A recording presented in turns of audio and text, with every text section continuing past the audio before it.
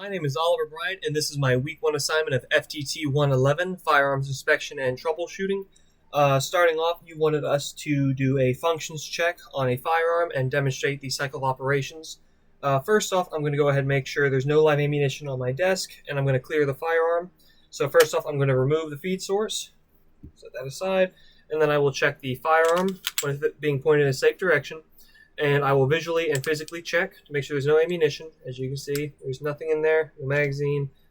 Firearm is now clear for this test. Starting off, I'll go ahead and do the cycle of operations while performing the functions check. I will go ahead and insert the empty magazine. I do not have any snap caps or dummy rounds in 45. I will go ahead and start. So first off, we're going to start with the feeding step.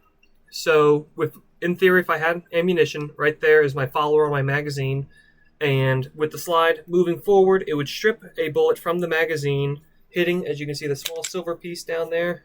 Right there's my feed ramp. It'll hit that, forcing the bullet into the chamber and causing it to headspace against the chamber walls. After that, you're done with your feeding and chambering step. Next, as you can see, my barrel is slightly cambered down.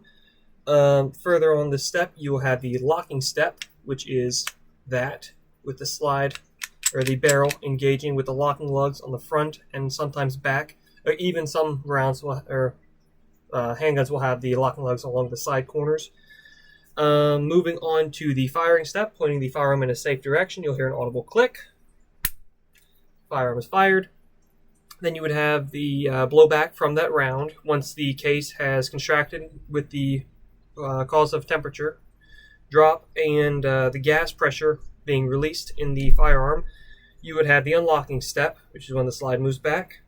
After that, you would have the extracting step, which I have a small extractor on the face of my strike fire system or extractor, and that would extract the casing. And I also have a static ejector, which is right there, that other small chrome looking piece, which would eject the round out of the gun.